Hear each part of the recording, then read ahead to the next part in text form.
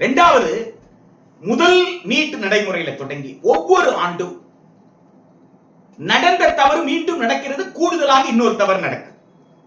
தவறு குறையில இல்ல, போன வாட்டி நடந்த தவறு வேற மாறிங்க, இந்த வாட்டி நடக்கிற வேற மாறிங்க, அப்படி கிடையாது. போன வாட்டி நடக்கிற தவறு நடக்குது, அதோடு சேர்த்து கூடுதலா இன்னொரு தவறு நடக்குது, அதை விட பெரிய தவறா நடக்குது.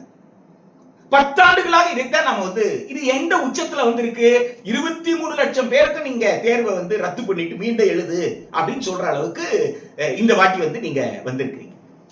ஆக இந்த வாட்டி என்ன ஆகுதுன்னு கேட்டீங்கன்னா, 23 லட்சம் குடும்பங்களுடைய உளவியலை சந்திச்சு பாருங்க. இதுல ஒரு சில லட்சம் பேர் தான் உலகம் முழுக்க சேர முடியும். இந்தியால சேர்றவங்க, வெளிநாட்டுல சேர்றவங்க எல்லாம் சேர்த்து ஒரு சில லட்சங்கள் தான். அப்ப 23 லட்சத்துல ஒரு 3 லட்சம் நீங்க எடுத்துக்கிட்டீங்கன்னா 20 லட்சம் பேர் என்ன செய்ய போறது இல்ல, சேர போறது இல்ல. அதுல பாதி பேர் ரிப்பீட்டரா வரப்போறோம்.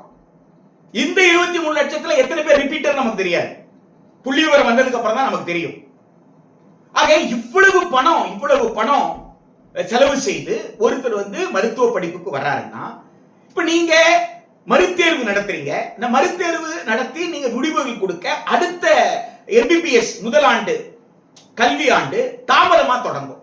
தாமதமா தொடங்குறதுனால கல்வி ஆண்டை நீங்க விரிவாக்குவீங்களான்னா கிடையாது. அந்த கல்வி ஆண்டுக்குள்ள அந்த தேர்வு அவர் எழுதி ஆகணும். அப்படின்னா குறுகிய காலத்திற்குள்ள அந்த பாடத்தை முழுசா அவர் படிச்சாகணும். அப்ப ரெட்டிப்பு மன அழுத்தம் இல்லையா? இப்ப ஏற்கனவே மன அழுத்தத்துல இருக்காரு, மீண்டும் தேர்வு எழுதும் போது அவர் பாதிக்கப்படுறாரு. அது இல்லாம அதையும் கடந்து ஒருத்தர் சேர்ந்துட்டாருன்னா ஒரு குறுகிய காலத்திற்குள் எம்பிபிஎஸ் உடைய முதல் ஆண்டு இப்படி டார்ச்சர் பண்றதுல என்னங்க உங்களுக்கு சந்தோஷம்?